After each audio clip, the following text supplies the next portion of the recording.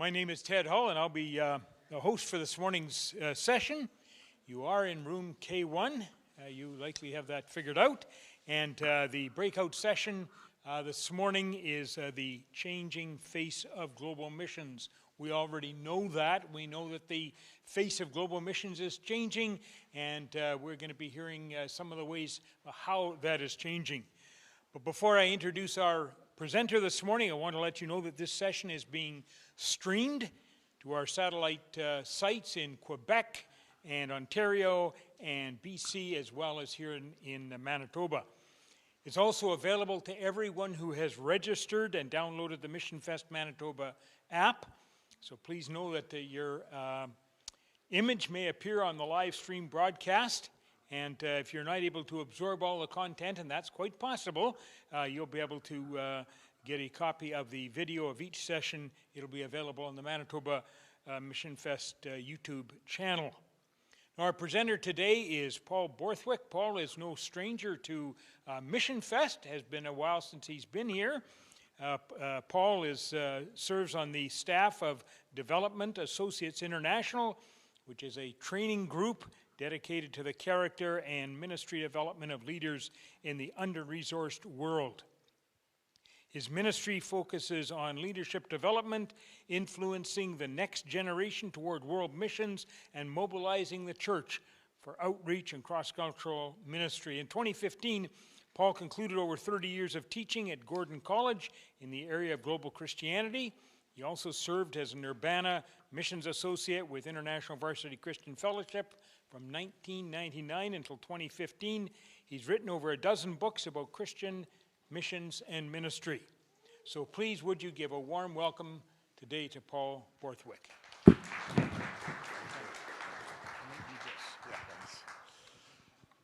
Well, good morning, everyone, and thank you for coming out. This is my second Manitoba Mission Fest.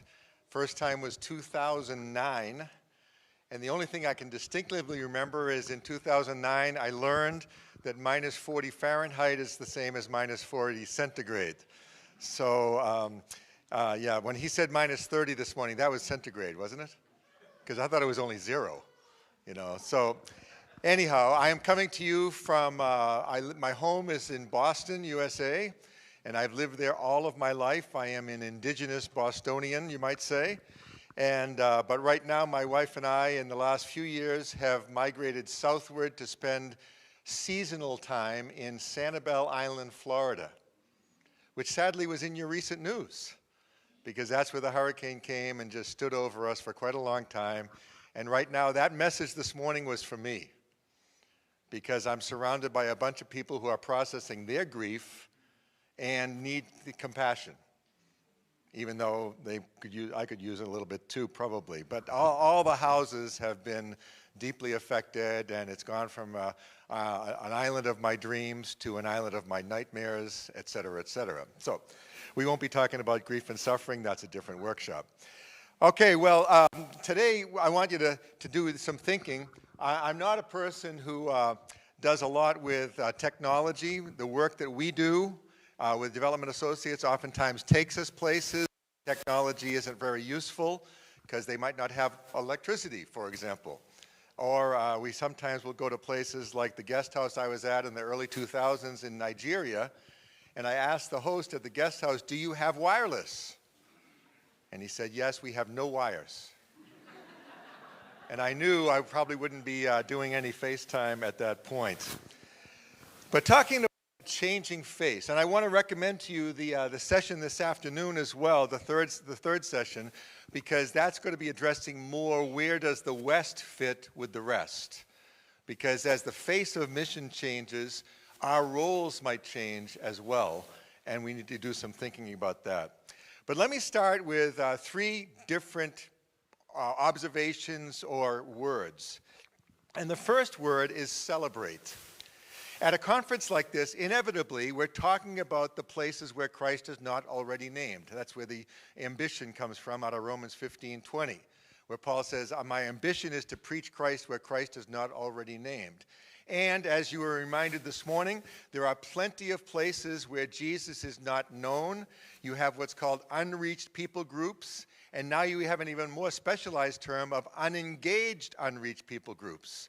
So an unreached people group could have Christians nearby, but a UUPG, unengaged unreached people groups, are people that don't even have any option of hearing the gospel from a near neighbor. All right, but the reason why I use the word celebrate is because usually at a missions event, we concentrate on the work yet to be done, on the unreached, on the people that haven't heard the gospel yet, which is essential to the task of mission. But the reason why I say the word celebrate is because I want to pause at the beginning and talk about the fact that when we talk about the changing face of world mission, there is so much to celebrate. Some of us are old enough to remember the day when we didn't know if there was any Christianity left in China.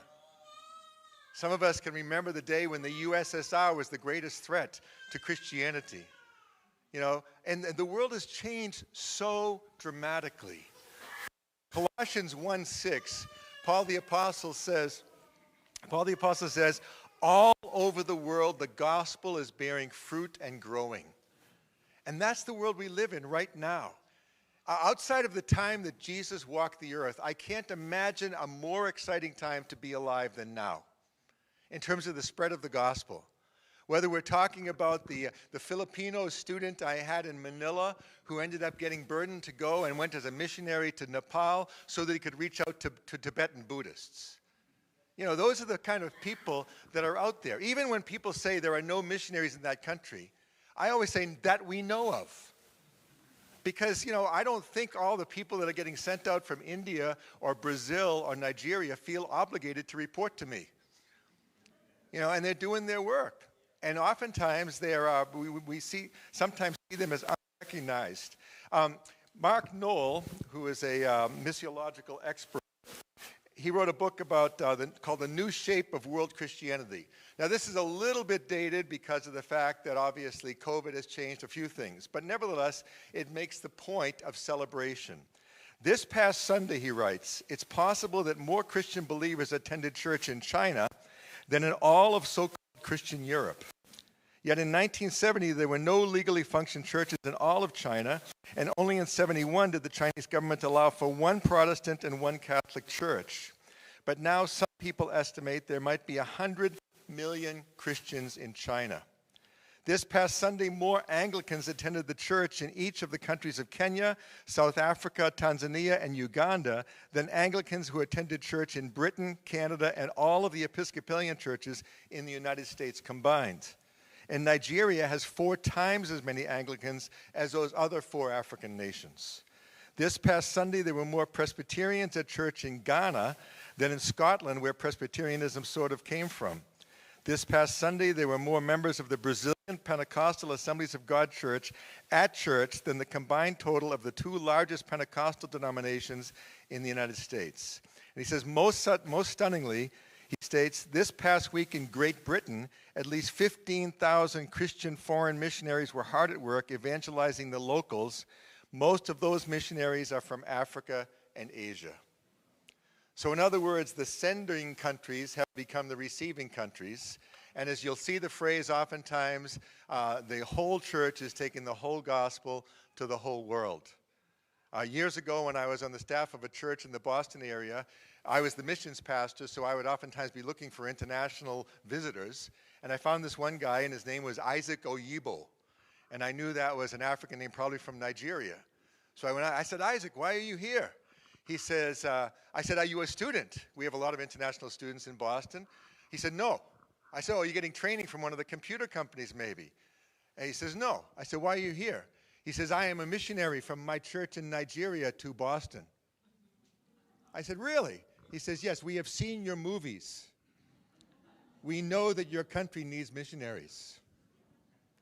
See, we are somebody else's ends of the earth. Think about that for a second.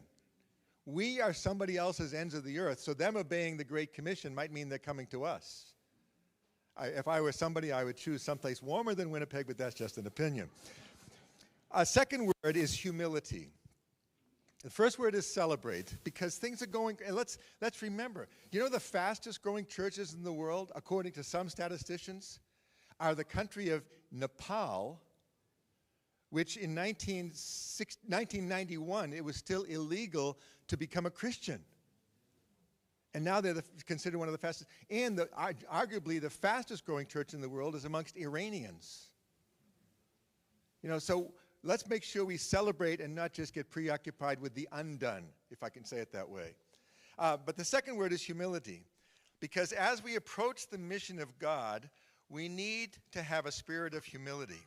Now, that might be more something I need to say to my people in the United States. Canadians always seem very humble and very receiving and gentle and quiet, except for the hockey fights. But anyhow, I'm from Boston, don't forget, you know. So anyhow, but the idea is Canada and the United States together represent less than 6% of the world. And yet we oftentimes live like we're the center of the universe.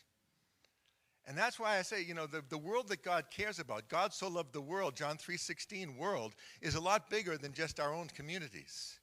And there's nothing wrong with thinking about your own Jerusalem, but don't forget Judea, Samaria, and the ends of the earth. So we need to be approaching it with a spirit of humility, even to the point of receiving Isaac Oyibo and helping him be effective when he comes to be a missionary to Boston. Because I'm the indigenous one who can actually give him some cultural orientation on the fact that street preaching might not be your most effective tool at Harvard University. Just saying. All right. Third thing, though, is the word family. Now, how many of you are from a family? Okay. Few test tube people, but the rest of you are from families, right? How many of you like equally every member of your family? Okay, a couple of people not telling exactly the truth. The reality is, our Christian family, when you talk about them, it's not talking about family anymore. If you read Ephesians chapter 2, the reason Jesus died was to break down the dividing walls so that we could become what? One new household. So when I think about the church in Ukraine, I don't say people are suffering in Ukraine. When I think about the church in Ukraine, I say my family is suffering in Ukraine. And one of the things we forget because of the news media, my family in Russia is suffering because they're losing their sons. And in a war they wouldn't necessarily have chosen to go to. You know, so I mean, it's the whole thing that Dr. Tim was affirming this morning. Seeing the world through the eyes of Jesus sees them as family or potential family.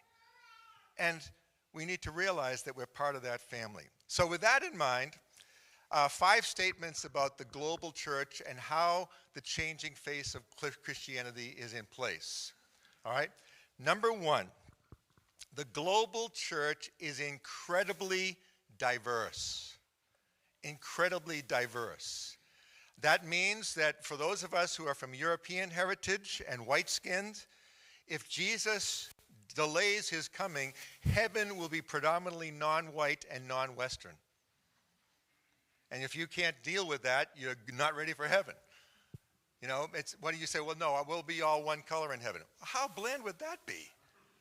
Right? When it says that when he sees in Revelation people from every tribe and tongue and nation and language, what that indicates is something about culture gets preserved. It says in the end of Revelation, the kings of the nations bring their treasures into heaven. What does that even mean? The church is incredibly diverse. You can go in Lagos, Nigeria, and drive between Lagos and Ibadan, 2 of the biggest cities in the south. And on the way, you come to something called the Redeemed City. The Redeemed City is part of the Redeemed Christian Church of God, a Nigerian sending mission agency whose vision is to have a church every 2 kilometers in the world so that everybody could walk to church. Right? Now, they have their flaws, and I won't go there, but their worship center used to be only 500,000. Now they built a worship center that's 3 kilometers by 3 kilometers. And during the Holy Ghost Conference, which they have, I think, in March, They have upwards of 2.5 million people that have been clocked there. There's all these drop-down screens and everything. It's huge. Now, would you or I'm a graduate of a school that had basically Reformed theology. Do I feel comfortable with everything they're doing? Absolutely not. But, I have to realize I don't agree with every member of my family either. And so it's part of that. They go from Redeemed Christian Church of God worship service with tens of thousands on a regular basis, all the way to some church in South Sudan worshiping under a palm tree with nothing but sitting on the ground. They go from high church Anglican to wild Episcopalian, and that's usually an oxymoron. But if you've traveled in some parts of the world, you go to an Anglican church, the difference between them and a Pentecostal church is robes. And let me just say something. If you're uncomfortable with Pentecostalism and the signs thereof, all right, so whether you're talking about miracles, signs, and wonders, and all that kind of stuff, if you're uncomfortable with it, I was raised in that tradition. I was raised in the Baptistic tradition that taught cessationism, which means the spiritual miracle gifts had ceased in the first century. If that's what you have experienced, and that's your background, and that's your theology, my advice, don't travel. Because the church around the world didn't get the memo, all right? First time I was in Nigeria, they give you a young man to carry your bag for you, sort of like, it's somewhat honoring the old person, but it's also touching Elijah's mantle. They told me this, right? So this young guy's carrying me. So I finally asked him, I said, Brother Samuel, how'd you become a believer? He says, oh, Brother George over there raised me from the dead. So suddenly my testimony of becoming a Christian on the youth retreat seemed a little bit lame. I started to want to make things up, And now my wife, who's a medical person, she says, was he really dead? Or just mostly dead, like Princess Bride? There's a big difference between dead and mostly dead. All right, but the reality is 2,000 languages, according to one statistician. Jesus is worshipped on a Sunday, or Friday to a Sunday around the world in more than 2,000 languages. All right, and the church is incredibly diverse in the way it is worshiping, the way it's presented. You can go to some remote village in Malawi and they're singing Hillsong songs from Australia, And yet they need to write music in their own language, according to missiologists, because it's when they write music in their own language that the church becomes really enculturated into it. But nevertheless, it's a wild place out there. And here's a key phrase if you're going to travel and build partnerships. Learn to suspend judgment. Learn to suspend judgment. Because the easiest thing for us to do is to put our cultural framework over the culture we're trying to visit. And we don't just sit and observe for a while. The biggest teacher in my life in that respect has been my wife, who is much less extroverted, I guess you could say, and much more thoughtful. She would agree with that for sure.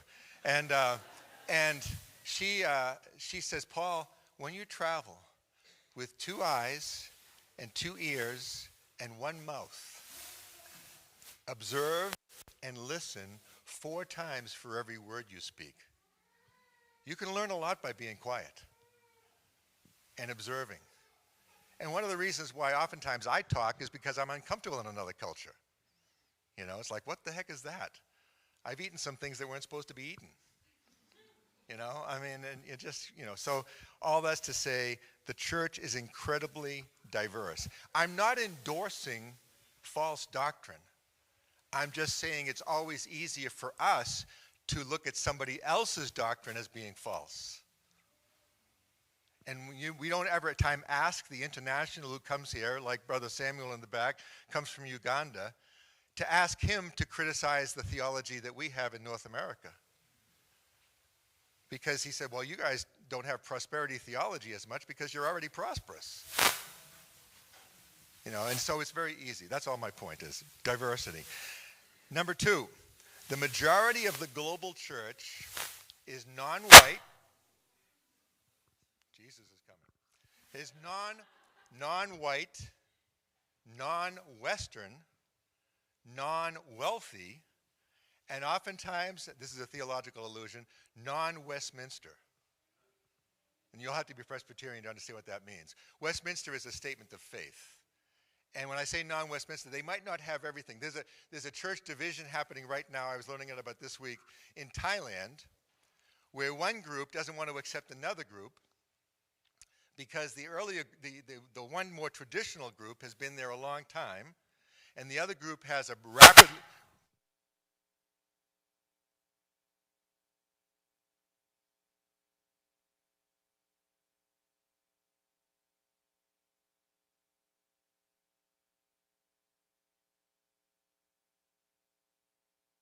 saying we'll introduce them to Trinitarian theology a little bit later, but for right now, this is where we are.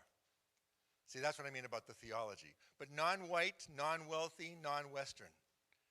And what that means is, if you're going to say, my holy ambition is to take the gospel where Christ is not already named, then you're arguably going to be going to a place that's poorer, that's culturally more uncomfortable, maybe even dangerous, and oftentimes you're going to feel quite a long lag between the time that you get there and the time that you feel comfortable in the culture you're serving.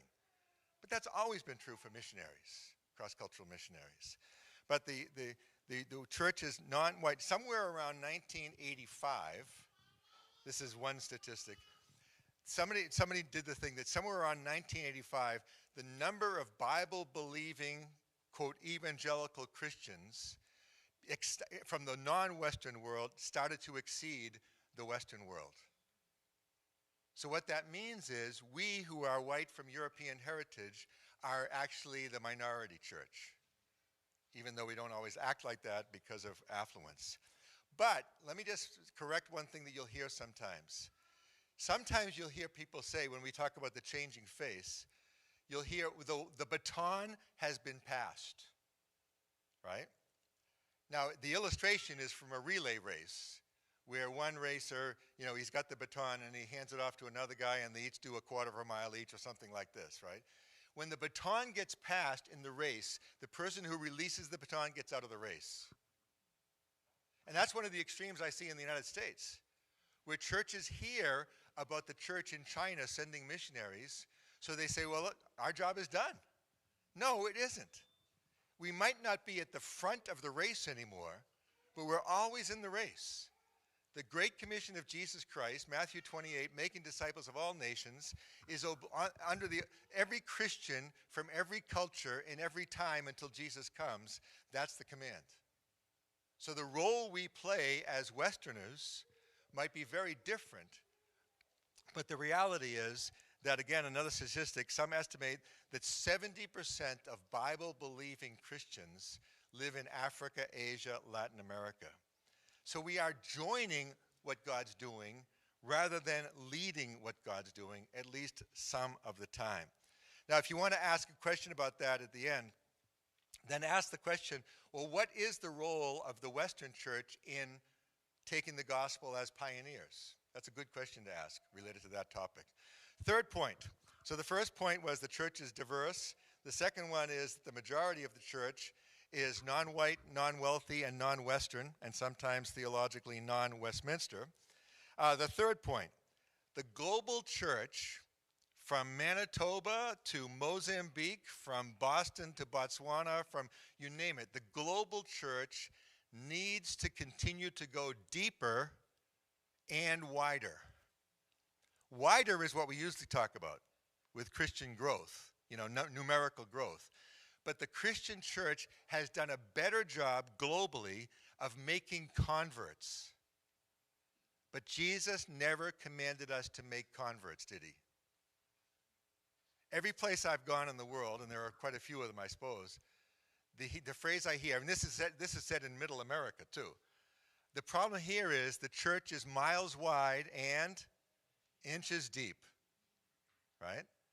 And the discipleship, it's not just about getting people in. It's about making disciples, or in Matthew 28 terminology, not just teaching them all things. Matthew 28 doesn't say teach them all things.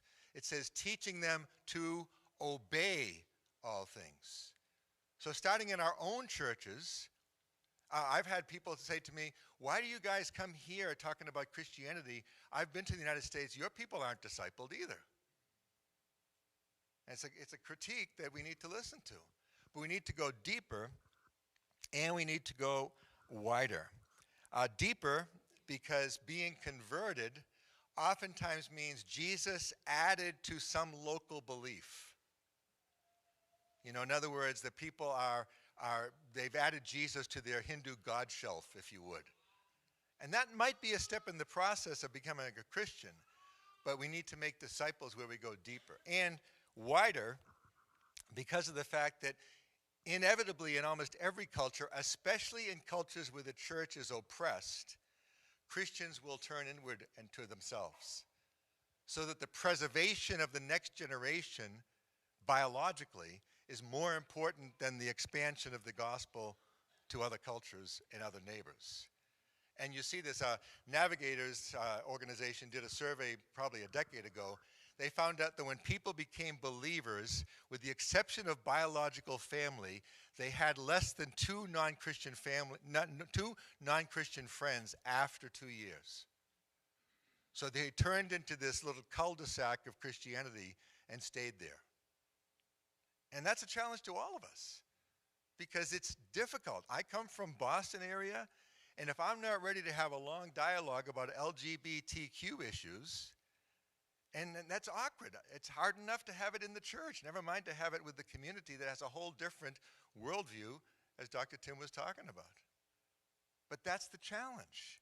Light, the Bible doesn't say we're light in the community and salt in the fellowship. It says we're the salt of the earth and the light of the world. I don't know all these ministries, so forgive me if I endorse one more than another. But I love the ministry of Move In. They have a display booth here. Everybody know who they are? They just move in to those gigantic apartment buildings in Toronto where they might have 70 different cultural groupings in the apartment house. You know, that's what I'm talking about.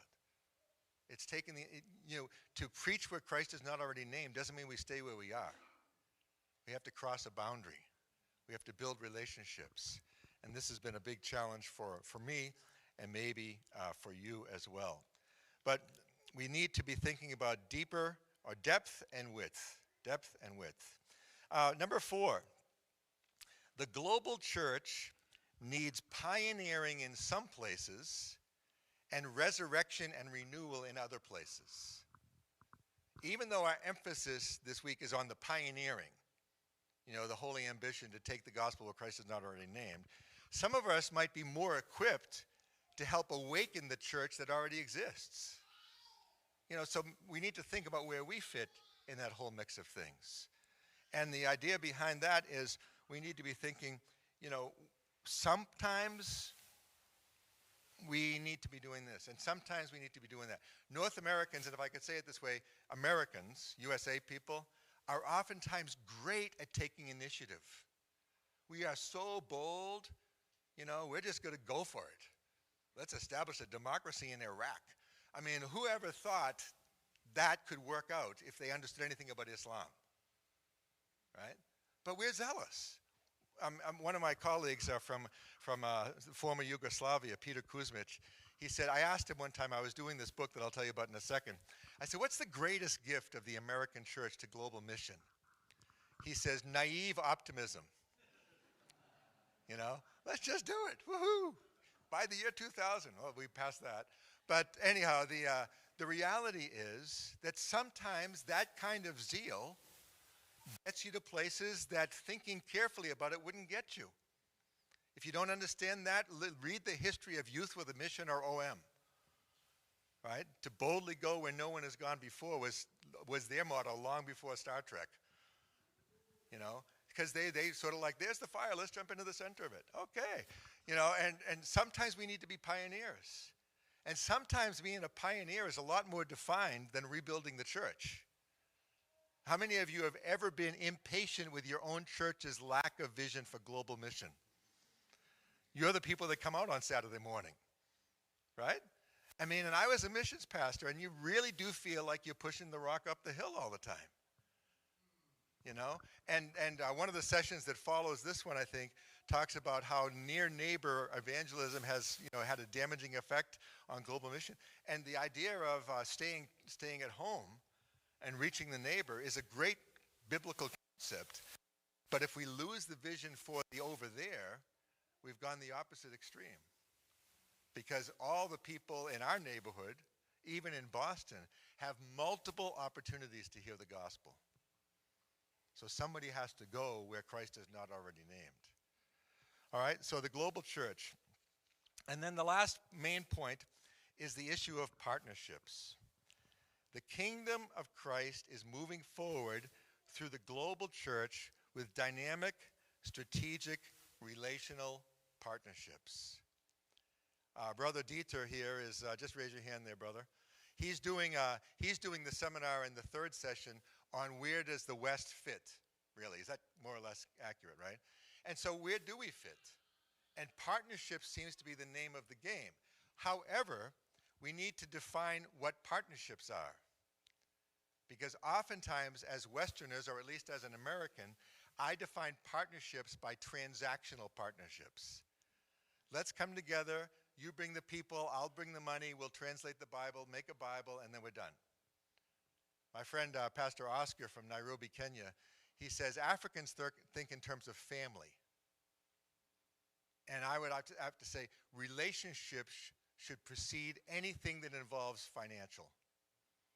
Because as soon as finances get involved, the relationship gets a little bit tainted. Because we oftentimes from the West, we want to fix things. I was telling my friend Carl about a group that was working in West Africa, and a group from the USA came, and that group desperately needed access to clean drinking water. So they said, listen, we'll come, we'll drill you a well. And the next day, the villagers all showed up with their shovels. And they said, no, we're going to bring in this well drilling thing, this device. And the village chieftain said, no, sir, if you come with your device, you will build a well that will be your well, and we will use it until it stops working. If we dig the well, then we'll take care of it. We know how to do that. See, the idea behind it is sustainability. And partnerships that are oftentimes dictated financially, oftentimes are able to continue if the finances continue. But we need to do something that's a little bit more significant than that. Mutuality, listening to each other, realizing that when you come in, let me pick on Americans. That's an enjoyable thing to do for Canada, isn't it? We're so zealous. A church in Southern California told me this story. They said, we were talking about this whole theme, and they said, our church denomination, some Presbyterian denomination, had a sister church south of Tijuana in Mexico. Very, very poor community. So we did a short-term mission trip to serve them. And we said to them, what would you like us to do for you? And the pastor was kind of like hemming and hawing, didn't really give an answer. And the church people said, well, how about, I see you don't have a church building. Could we build you a church building? And the pastor said, sí, claro, go for it, right? And so they came down, they built the church building, and to the church's credit, partnerships are oftentimes maintained by continuous visits, relationships, like I said. And so after about 5 years, the trust level was built up a little bit more, and they said, Pastor, how's the church going? Oh, it's going very well, thank you so much, And they said, well, you don't seem that happy about it. Well, we didn't need a church building. We wanted a medical clinic and a community center. No, you told us you wanted a church. No, senor, you said you wanted to build a church, and we said, you got the money, you got the people, go for it. You see, sometimes we don't realize by leading the witness, in a sense, we are doing more to fulfill our plan for them. I was a missions pastor for 15 years or so, and I got very accustomed to mission agencies coming and telling me their vision for, and they would mention the country. But they were all Americans like me. This is our vision for them. I said, well, what's their vision? Well, we're going to give them the vision. I'm from Boston, which is a historically very difficult spiritual climate. And when some yahoo from Southern California comes and tells me that he's got the secret to evangelizing and reviving the Boston church, my hackles go up. I don't even know what that means, but I think it's right. I get sort of upset because it's like, I said to him, well, okay, why don't you just sit with us for 2 years and see what it's like to live here? Because they should have said, what's your vision for New England? I work with a group called Development Associates International, and we have a display booth here, and Carl and Debbie Mueller are here. Carl and Debbie, raise up your hands there. And in the spirit, we have a gentleman from OM who works with Nepalese who wants to talk to you. You see who they are now? Yeah. They have money. No, they don't. No, they don't. No, the thing that really struck me when I joined this group is every place we've worked, and we have a staff that includes people from, I think, 70 different countries, part-time, full-time, whatever. Every country we work in has to be led by somebody from that country. So the white senior consultant, that's my title, is I go to serve their purposes. What attracted me was, if I go and dictate my vision for their place to them, and I bring the resources with me, they may very well go along with it. But as soon as I'm gone, so is that vision. But if it's their vision for their place, then I say, is there anything we can do to help you?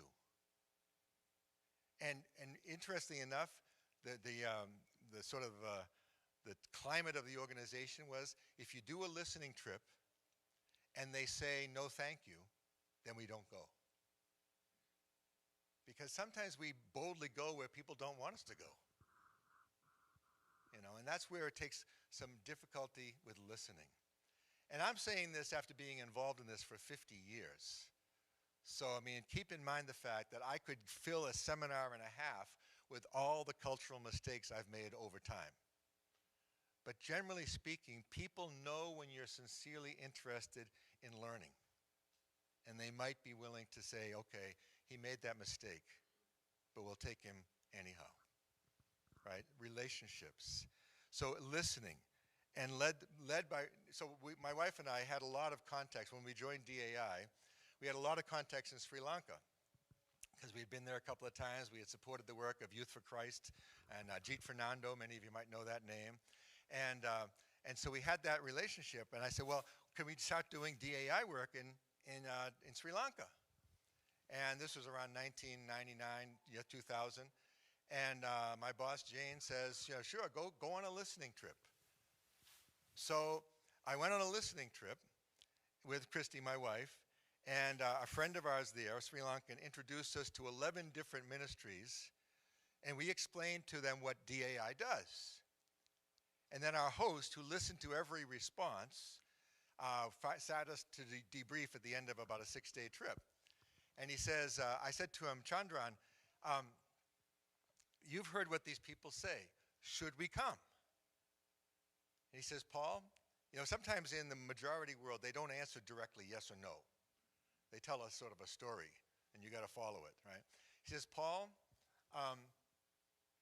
if you come, and he knew the DAI materials, he says, if you come, I can help you organize a nice luncheon for pastors in downtown Colombo, capital city. We can have maybe 70 pastors. You can present all of your DAI material. Everybody will enjoy the lunch. We can take some nice pictures for your newsletter, right? And they will leave the lunch, go home, and put your manual right next to Rick Warren's manual, Bill Hybels' manual, John Maxwell's manual, and they'll keep doing their ministry in a Sri Lankan context.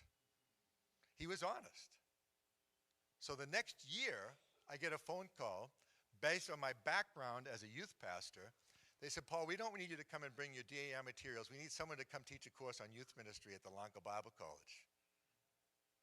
So they knew what I offered, and they said, this is what we want. And that's how, and the relationship built. And that was 2001. And the thing that built the relationship most that year was my wife and I came 2 weeks after 9/11. And if you know anything about the Sri Lankan Civil War, they had been marked by terrorism and what is it called, suicide bombers. The Tamil Tigers are actually the originators, supposedly, of suicide bombing. And I went there, and we built the relationship, and we gave them what they kept asking. But they would hear about what else I was doing. And then by 2010, they were asking us to come for DAI, and now it's one of our most effective ministry centers. But the relationship is the point. You know, it took the better part of 10 years of visits and very, very hot food. Anybody been to Sri Lanka? I consider southern Sri Lankan food to be the hottest in the world. I'm not making this up. I used to have hair. It went up in a cloud of smoke. I mean, you know, and you eat with your hand, one hand, and if you pick any of your cuticles, ooh, you're going to suffer for that, right? And I remember being at one celebration of a church that was 1 year old, all Buddhist converts. The Buddhist ladies made us some very, very, very hot food. I mean, I'm talking painfully, threshold of pain hot. Like if you touch the food and touch your face, it burned, right? So I'm sitting there with a napkin doing this because the heat is coming out the top of my head, right? And so finally I asked my colleagues, Ajit and another guy named Adrian, I said, is this food unusually hot? And they said, oh, yes. And they both had gastric ulcers. So they were actually dying, you know, from it. So, but, you know, sometimes people, I've done teaching in Nigeria, and I've asked people at the end of the week, what's the most important thing you learned? And I always want them to say my teaching was like second only to Jesus or something like that, right? You know what they say? You sat at our table and you ate our food. That's what they remember, because it's about relationships. So I wrote a book, now about a decade old actually, called Western Christians in Global Mission, What's the Role of the North American Church? I said North American because I did try to include some of the issues facing the church in Canada, although it's, of course, like U.S., Canada is quite diverse from, you know, Newfoundland, Labrador, all the way over to B.C. and up to Nunavut. I mean, how do you summarize that, right? But the idea behind it is, and the subtitle question is, what's the role of the North American church? And I'll close so we can have 15 minutes or so of questions, but somebody asked me, what's this role of the North American church? And I gave them two answers. I said, number one, it depends. Because there are some places where pioneers are absolutely essential. And there are other places where the best we can do is stay home and pray. It depends. And I said the second thing is all about relationships. We have a colleague who is Congolese from Democratic Republic of Congo, lives now in Senegal. His father studied in this Christian Missionary Alliance Seminary in Regina, Saskatchewan, at that time, I think. Now it's in Calgary. So he knows something about the cultures. And I said to him, he's in my budget to go visit. Well, it's actually been in my budget for 3 years since COVID to go visit. And he says, well, we can set up this seminar, we can set up that seminar. I said, no, I said, Kelly, I'm just coming to see you. And he told his wife that, she almost fell over. The thought that someone would come just to be a friend, you know. And so younger people, relationally oriented culture, you're made for this.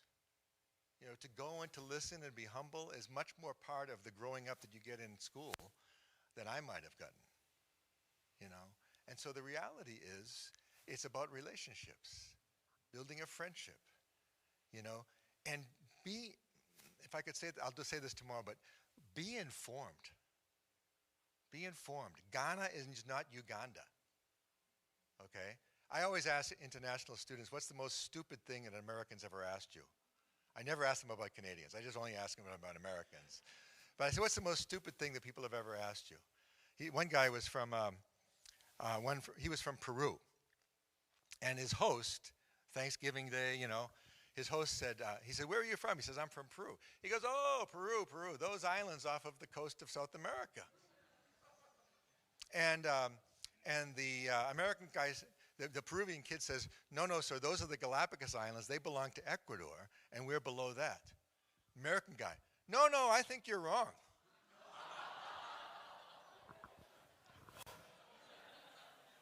Okay?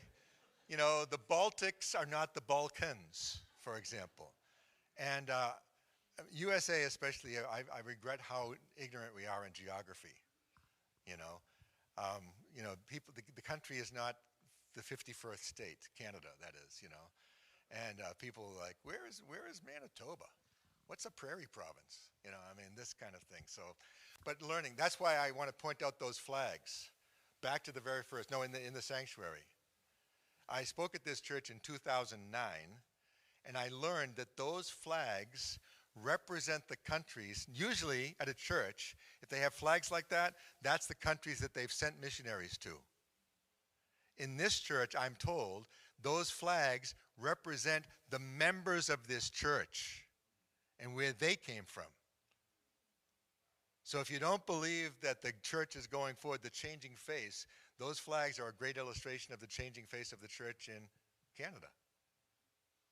A pastor friend of mine from Toronto was pastoring People's Church, which those of you who are old enough know that's a very famous missions church, Oswald J. Smith being the founder or main pastor. And he says Oswald J. Smith's vision was to take People's Church to the nations. And now God has brought the nations to People's Church. And that's the wonderful changing face of Canada. The changing face of missions. Okay, so I probably said enough things. This book, incidentally, is available. We have a DAI. Do you know what our number is, Carl? N13. The Western Christians and Global Mission. I have a few copies of this and a bunch of other copies of other books. And I think the established price we're going for is 15 Canadian. I was going to say 10, but Carl said say 10, 15. Because I guess the dollar's not going so great. Yeah, and the toonie is only like a subtune. So what questions have I arisen in you? Raised in you. English is my first language. Questions? Oh, come on. Yes, sir.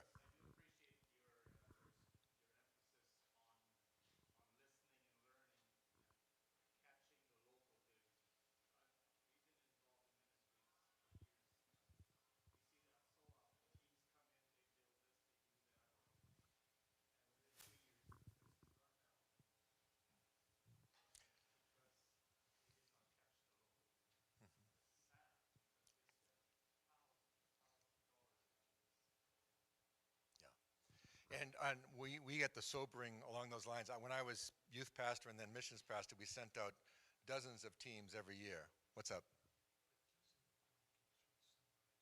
Oh, thank you.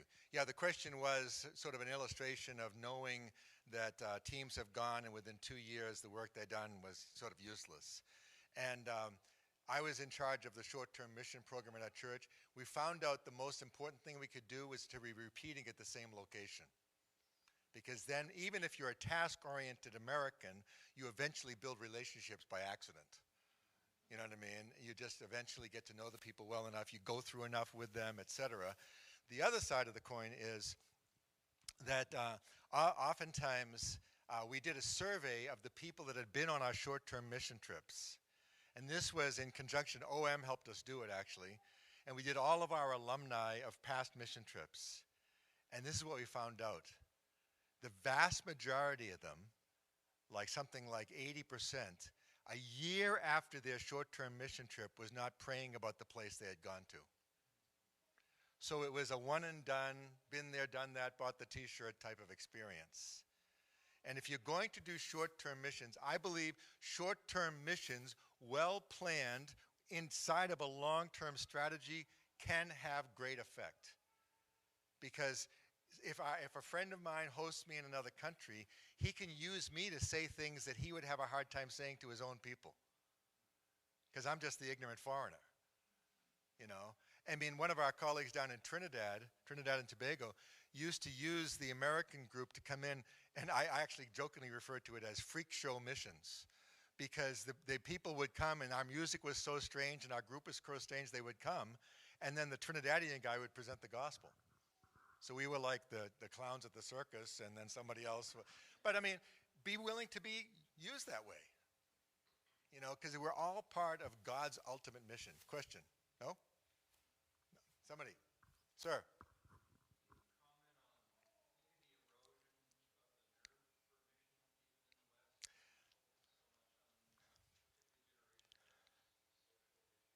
Yeah. The question was, can I comment on, what was the term you used? The erosion of mission vision. Yes. Well, you asked if I could comment on it. Yes. I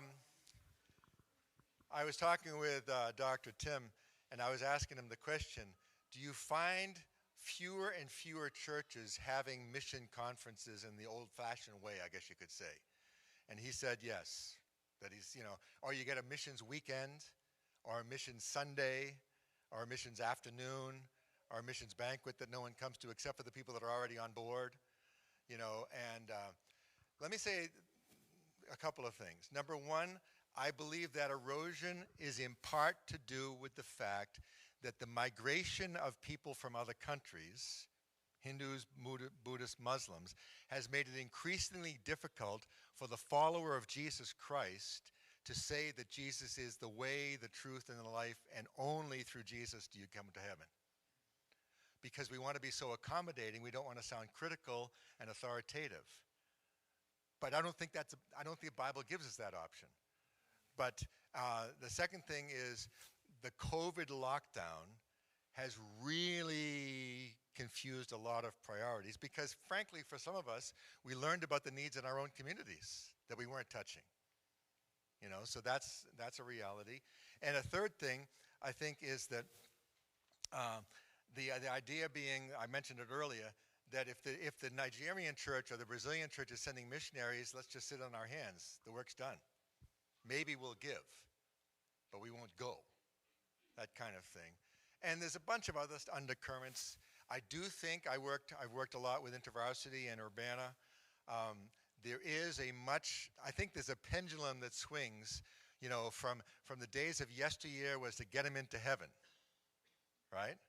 And now it's a little bit more, be a blessing to the Babylonians in Jeremiah 29 idea.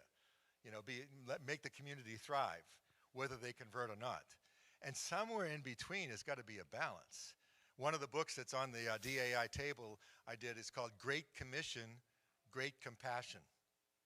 So the second part is actually along the lines of Dr. Tim's sermon, but it's basically the idea behind it is Matthew 28, teaching them to obey everything I've commanded you, includes Matthew 25, which is those who are, naked and homeless and need food, etc. So it's I hate to use the word social gospel, but meeting immediate needs and meeting eternal needs are they're not to be divided. And different generations of the church swings to one side or the other, at least apparently. But I think those things all play a big part. And I think I'm speaking in my country now, and this is going to sound very volatile and going by, but in my country, the leadership in politics that have basically tried to capture the evangelical voice as being their voice in the White House, for example, has really disillusioned a lot of younger people. Because being a Christian doesn't mean you get to carry a gun. You know what I mean? And being a Christian, as I got into a big argument with a fellow Christian in my neighborhood because I said I was pro-life, not just pro-embryo. So if I'm concerned about pro-life, I'm concerned about the kids at the border, not just the unborn. I'm not arguing for abortion. I'm just basically saying if you're going to be pro-life, bring them into the world and provide social systems that will help them raise the kids so they don't become crack cocaine addicts in some slum. I'm exaggerating to make the point, but and I think sometimes when I was a youth pastor, I always used to say that young people are fully equipped. Any of you who are parents or grandparents can understand this. Young people are fully equipped with what I call hypocrisy detectors. And they can see right through when we talk about being the light of the world and we don't have any non-Christian friends. They see this idea that, being a Christian doesn't necessarily mean you have to be with this party or that party politically. And all I can say in my country is red plus blue equals purple, which is the color of a bruise. And that's what's happened in our country, I think, is the church has been really bruised by that. And Dr. Tim and I might disagree on that. I really don't know. But he did use the word illegals, so I know that at least he's open to some of the discussion that this has happened in our country. But it's tough. All right, one more question maybe? Oh, wow. All right, I'm going to go younger. Sorry.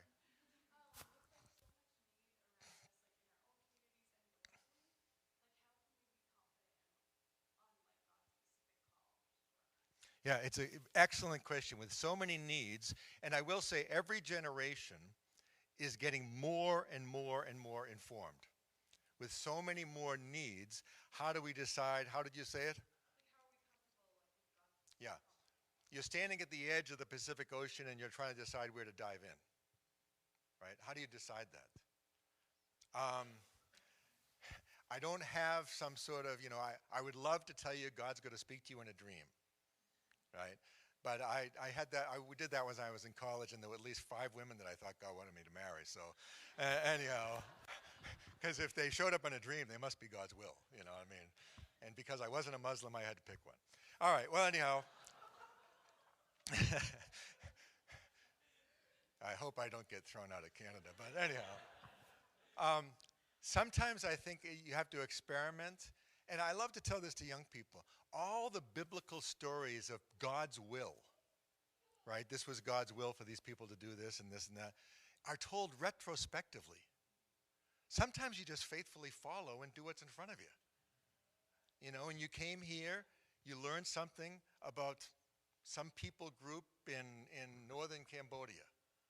And so now you have some knowledge that God can use to guide you. But experiment. Try doing things. When I was a younger person, I wanted to plan the Urbana Student Missions Conference, 15 or 16,000 students, and to be the administrator of that. That would be the worst nightmare of my life right now. The last thing I want is that kind of detail. So we change and we grow. But, if you think you might have a gift of something, try it out. If you think you have the gift of speaking, I tell this to seminarians, after 4 or 5 sermons, someone else ought to agree with you. Because I have met people who think they have a gift that no one else seems to acknowledge. And that's a little bit awkward. All right, right behind you, a question. Yeah.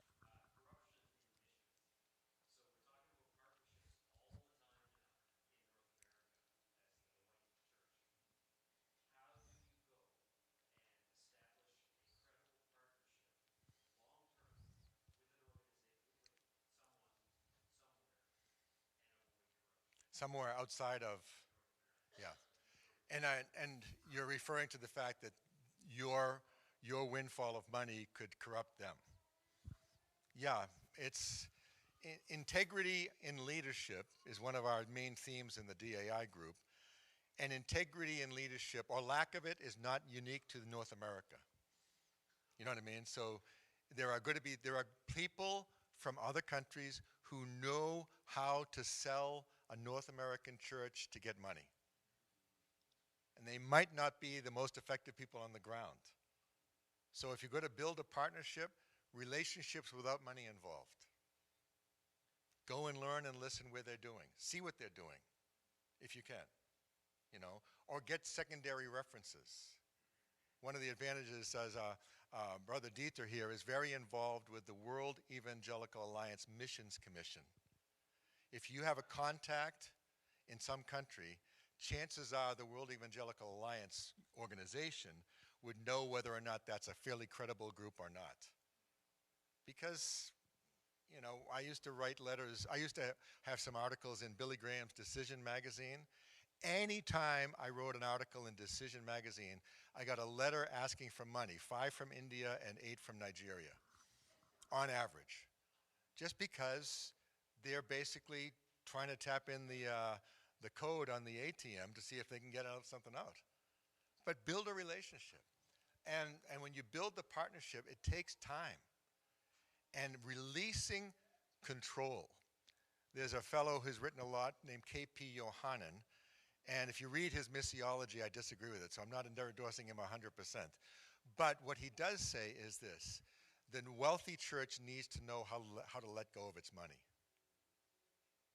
And Dr. Dwayne Elmer, a missiologist who had served in East Africa, was doing a conference, he says, up in one of the prairie provinces here, and it was with people who were Canadian, like European descended Canadian, missionaries to the indigenous peoples.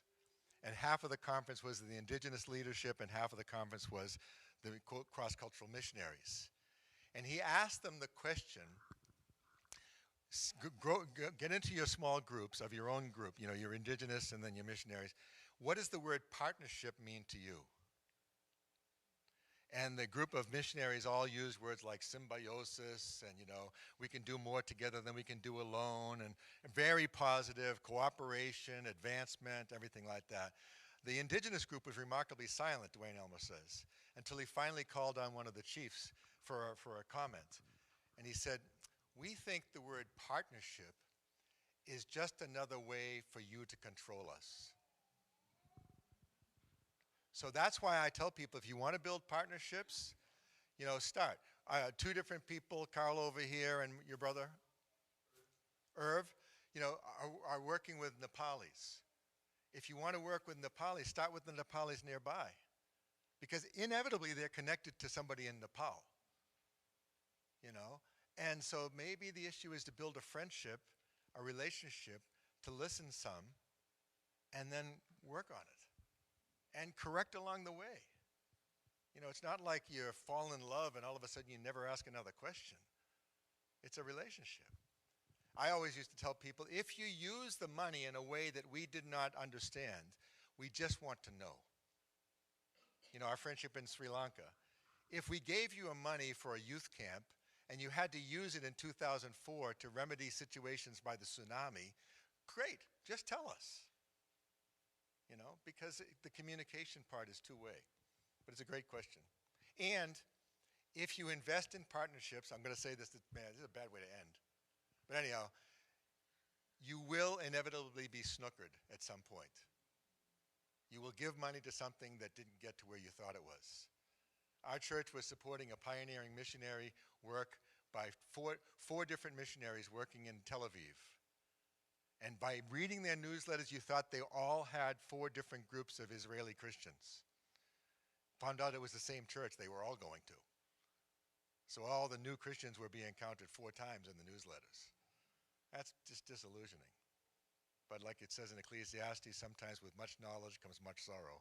So, all right, I'll give you the question. If it's a difficult one, I'm just going to say I don't know. Yep.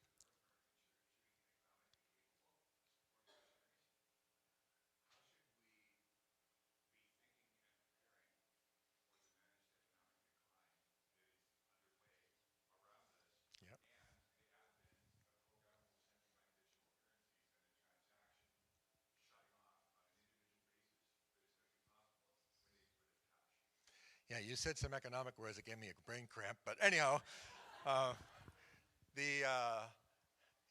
think we need to realize that the thing that God wants most is you,